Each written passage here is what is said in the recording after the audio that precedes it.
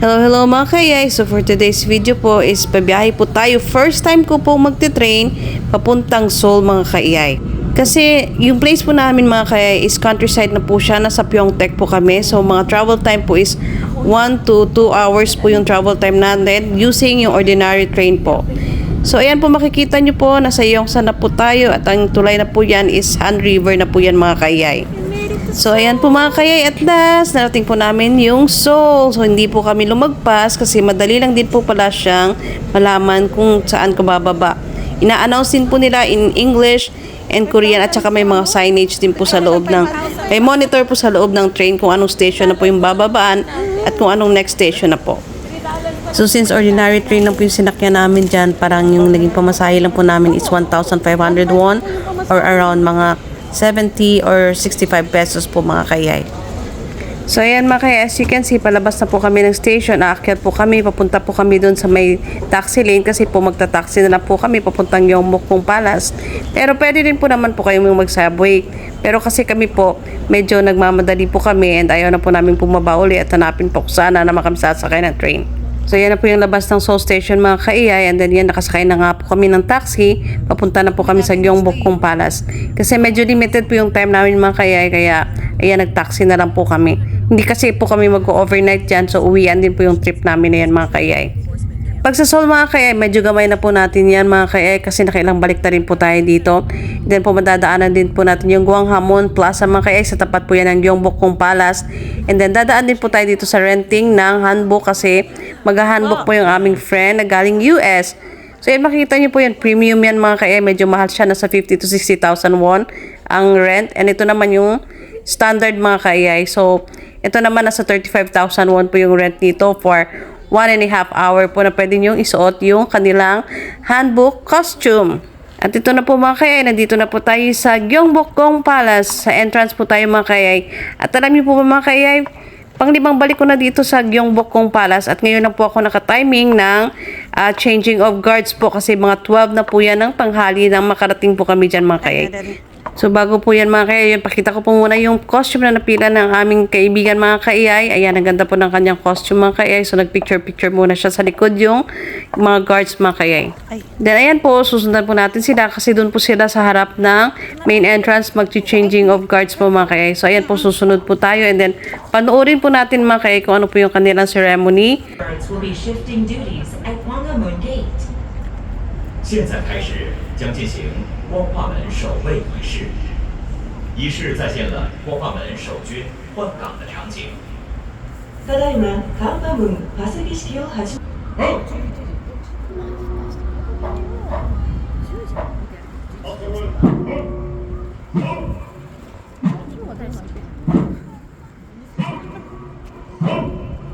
관객 여러분, 광화문을 봐주시기 바랍니다. 지금 숨은 창을 선두로 광화문을 파수하는 교대 파수군요. 광화문 월대를 향해 행렬하고 있습니다. Ladies and gentlemen, please look at Gwanghwamun Gate. The commander is leading the troops toward Gwanghwamun's lunar lanthorn. 各位游客，请看光化门。现在，守门军根据指挥官的命令，向光化门的月台行进。皆様、ガンバムンをご覧ください。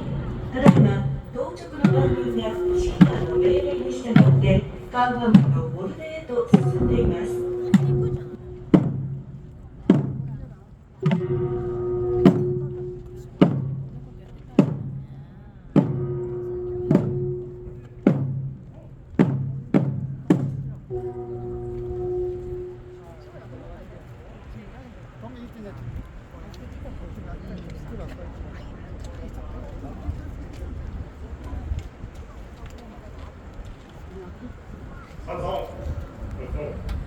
지금 당직 수문장과 교대 수문장이 구호와 수문장패를 통해 서로의 신분을 확인하고 굴레를 주고받습니다. The gate guards are now checking their identification with passwords and ID tags and exchanging salutes. 现在2位守门将通过军用口令和守门将台互相确认身份，互敬军礼。今、両スムンジャンが暗号と身分証で互いの身元を確認し礼を交わしています。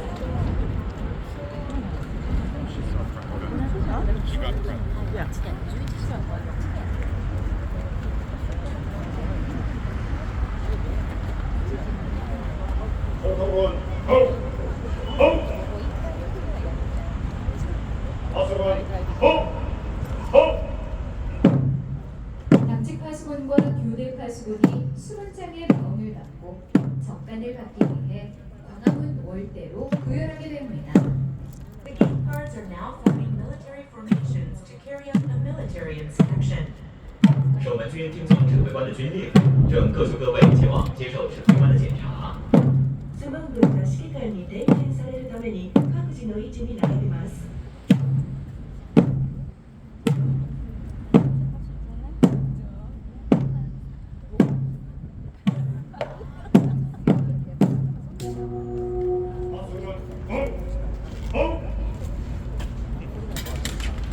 이제 수문장이 파수꾼을 적관하겠습니다.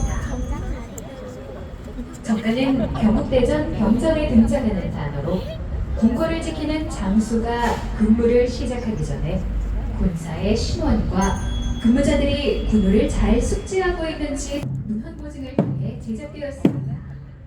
The actors are wearing the costume from the 15th century, which was manufactured based on various historical records.